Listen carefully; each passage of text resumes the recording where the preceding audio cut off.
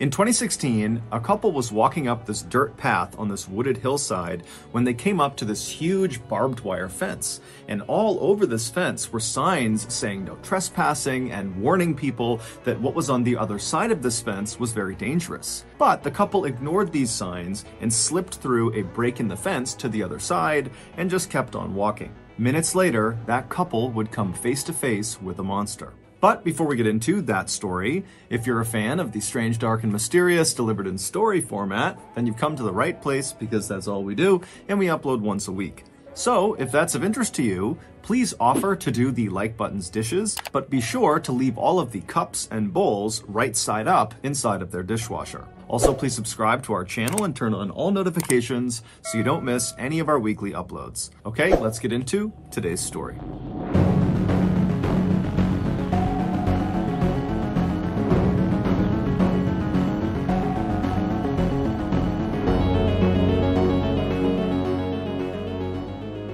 While she was in high school in Dayton, Ohio, Raquel Bain became known as a bit of a thrill seeker, primarily because she would do something called car surfing, which is exactly what it sounds like. She would climb onto the exterior of cars and hold on to the roof while somebody else drove it around. In addition to seeking out these physical thrills, Raquel was also drawn to psychological ones, like going to places that were supposedly haunted and seeing if she could spook herself.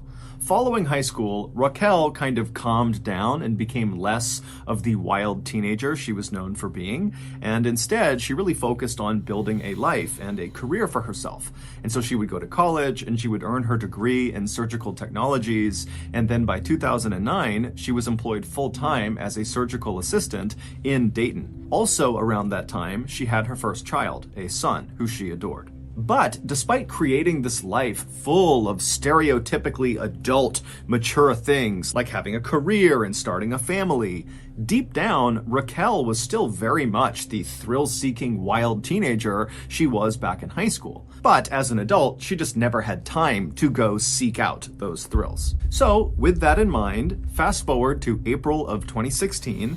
By this point, Raquel is 26 years old, and that month, a very rare weekend popped up where Raquel did not have to work and she didn't have any childcare responsibilities. And so, wanting to take advantage of this free time, Raquel asked her boyfriend, 41-year-old David Nee, if he would join her on a road trip that weekend to Louisville, Kentucky, where Raquel wanted to check out the infamously scary Waverly Hills Sanatorium. Back in the 1900s, Waverly Hills was a place where tuberculosis patients were sent. Tuberculosis, or TB for short, is an infection of the lungs and it can be deadly. Today, there's a cure for it, but back in the early 1900s, there wasn't. And so most of the people who went to Waverly Hills died there, and usually very slowly and painfully and in total isolation from their families, because in virtue of being sent to Waverly Hills, they were effectively being quarantined to stop the spread of the disease. Waverly Hills would eventually shut down permanently in 1961 because by that point the cure had been found, and after it shut down, the building basically just sat there. Nobody else came in and turned it into anything else. And so this building is basically abandoned, and lots of people began sneaking in to see what it was like in there, and a shocking number of these trespassers reported seeing ghosts inside. Today, the sanatorium is still very much in the same condition it was left in, but the Waverly Hills Historical Society has stepped in and made it very hard for people to sneak into the building. However, knowing people do want to go in and look around, the Historical Society has begun offering guided tours of the sanatorium, and these tours are given exclusively at night to increase the spooky effect. And so David, who had only been dating Raquel for a month when she asked him to come with her to the sanatorium, he was not really that keen on doing this. It did not really appeal to him to go walking around this totally terrifying place, but he could tell it was important to Raquel. She was really excited about it, and so he agreed to go. A few days later, on the late afternoon of April 23rd, the new couple left Raquel's place, they climbed into the car, and they began driving south.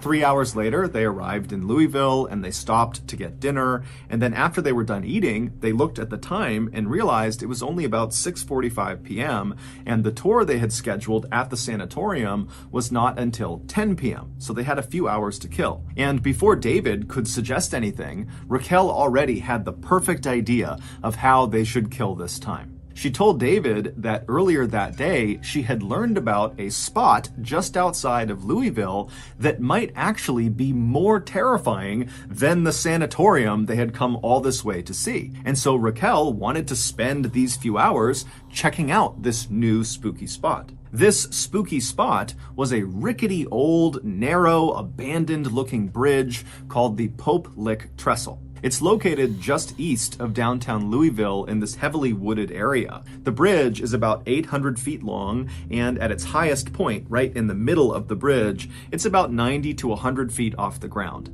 And this bridge connects the tops of two of the bigger rolling hills in the area. But the bridge's physical appearance has nothing to do with why it's considered so spooky. The reason the Pope Lick Trestle has become a central part of Kentucky folklore is because locals say there is a monster called the Pope Lick Monster that lives underneath the bridge. It's half goat, half man, and when anyone is near this bridge at night, this monster is supposed to come out from underneath this bridge, and then what happens next is very ambiguous. It kind of depends on who you're talking to, but generally speaking, once the Pope Lick Monster has emerged and it sees you, you're dead. Now, how you die ranges from the monster leaping out and attacking you with an axe to the monster using some sort of mind control to lure you up onto the bridge where you leap off. David, after hearing this suggestion, was again not really that keen to go do this really terrifying sounding thing, but seeing the excitement in his girlfriend's face, he agreed to go. And so the two left the restaurant, they climbed back in the car, and they drove for about 15 or 20 minutes to the Pope Lick Trestle Bridge. The bridge actually passed over a relatively main road, and so the couple parked just off the side of this main road, and then once they were outside, they began looking for a pathway up this hillside to get up to the bridge. And very quickly, they found a well-worn dirt path that snaked up the side of this wooded hillside that looked very much like it would bring them up to the bridge. So with Raquel in front and David behind her, they began walking up this dirt path. And as they're walking, they start to see signs that clearly say, "No trespassing." But they ignore them because they're looking at this path thinking, okay, lots of people clearly come up here, so we've got to be okay. And so they keep on walking up this path and they're getting closer and closer to the top of this hill where they think it's going to connect with this bridge. And right as they're getting close, they see there's this huge chain link fence, this 8-foot tall chain link fence with barbed wire across the top that extends in either direction out of view. And so the couple walks up to this fence and there are more signs that say no trespassing, private property, and there are additional warning signs saying that what is on the other side of this fence is also just plain dangerous, so turn around and leave.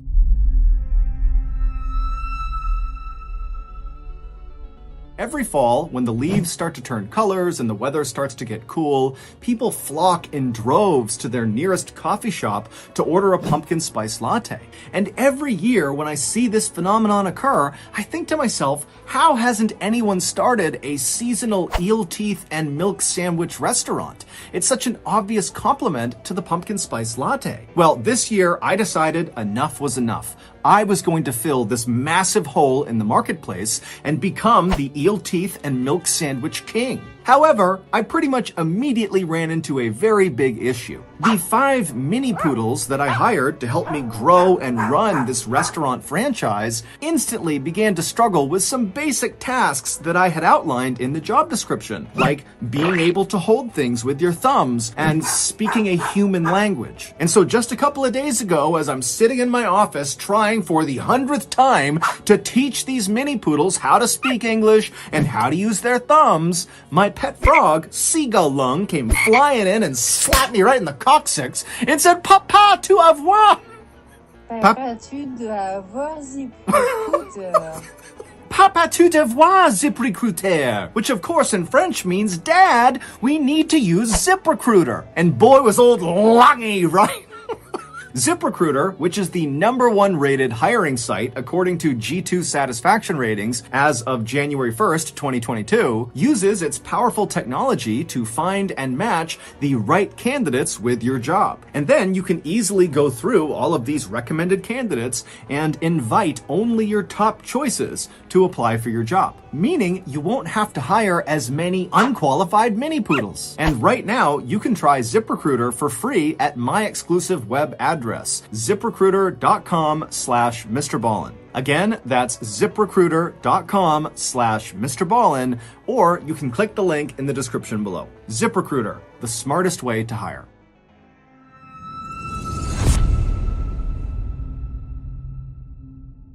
As Raquel and David are staring at all these signs and this fence, they see, not far from the path, somebody had clearly bent 2 of the fence posts and created a narrow gap in the fence that you could slip through. And so from David and Raquel's perspective, that looked like the way other trespassers must have found their way up to the bridge, and so it must be safe. And so once again, the couple disregarded all the warnings. They made their way over to this gap in the fence, they both slipped through, and they kept on walking up the hill. Just a couple of minutes later, they reached this clearing, which was at the top of this hill, and once they were in this clearing, they were able to turn, and they could actually see the bridge. It was only a couple hundred feet away from them, and it was totally intimidating. By this point, it's totally dark out, and from their perspective, all they see is this very narrow bridge that they know is 100 feet off the ground at certain points, and they can see there's no guardrails on either side of this bridge. It would have almost looked like a tightrope kind of extending off into the darkness. But even if the couple was really intimidated by the sight of this bridge and with all these warning signs before it, they were able to put their fear aside and just keep on going.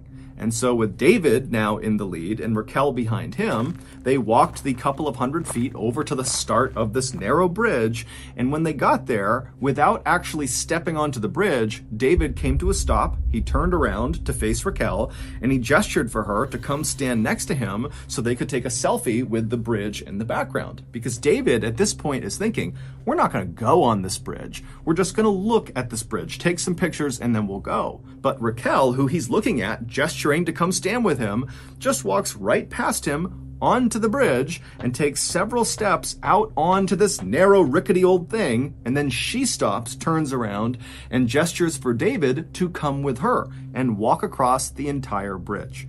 And David, again, is having his second thoughts, but he sees Raquel wants to do this, and so he agrees to go. After they had walked about 100, maybe 200 feet across this bridge, the two of them just started laughing because it was totally exhilarating what they were doing. Not so much the quest for the Popelik monster, but rather the very real risk they were taking walking this tightrope bridge in the middle of the night. The couple would continue to very cautiously but quickly make their way across this bridge, and when they reached about the halfway point, when they were at the highest point from the ground, the bridge itself begins to shake.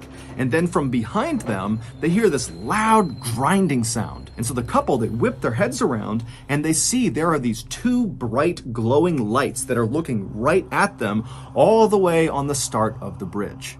And they realize it's a train. When Raquel and David walked up that dirt path and snuck through the fence and reached the top of the hill and could actually see the Popelik Trestle Bridge, they would have also seen the train tracks in the hillside that clearly extended onto the Popelik Trestle and went across the bridge. This was a train bridge. They would have seen that. But it's assumed that the couple, who didn't live in the area and so didn't know much about the Popelik Trestle, it's assumed they thought, well, this is a train bridge, but it's got to be abandoned. It certainly looks abandoned, and it does. It looks totally old. It does not look active, even though it is. Or the couple thought, well, this is just an old train bridge. It might be active, but surely no train is going to come through anytime soon. We can get across the bridge before a train arrives. But, of course, they were wrong. When the couple turned around and saw these two headlights bearing down on them, they quickly realized they would not be able to outrun this train. The train's clearly trying to stop. It has seen them.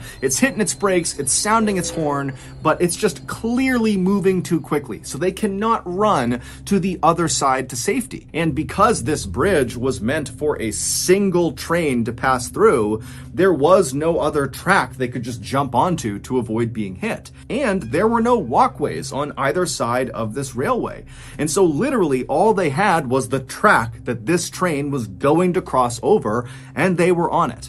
And so with no other choices, David yells to Raquel that they have to climb down and hang off the side of this bridge. Now, there were these wooden slats that ran underneath the rails. They ran perpendicular to the rails, and these wooden slats kind of extended off the edge of the bridge on either side just a couple of inches. And so in theory, if you were holding onto the outside of one of these wooden slats and kind of dangling off the edge of the bridge, a train could cross those tracks and not run over your hands or fingers. You would just have to hold on that whole time as the train is rumbling through. And so David, he flops down onto his stomach and he's trying to lower himself as fast as he can as this train is getting closer and closer, and he's yelling for Raquel to do the same thing, but she's not really moving very quickly. And finally, David, he gets in position. He's hanging off the edge of this bridge on these wooden slats, and he sees Raquel. She's not quite there, and then the train comes flying through. It strikes Raquel and sends her flying off the bridge to the ground below. David would somehow manage to hold on the whole time as this train went past him. And then once the train had passed him, he pulled himself back up onto the tracks. He ran the rest of the way across the bridge. He went down that hillside. And when he found Raquel, it was immediately apparent that she was deceased. In the end, the railroad was not issued any citations or sued for negligence.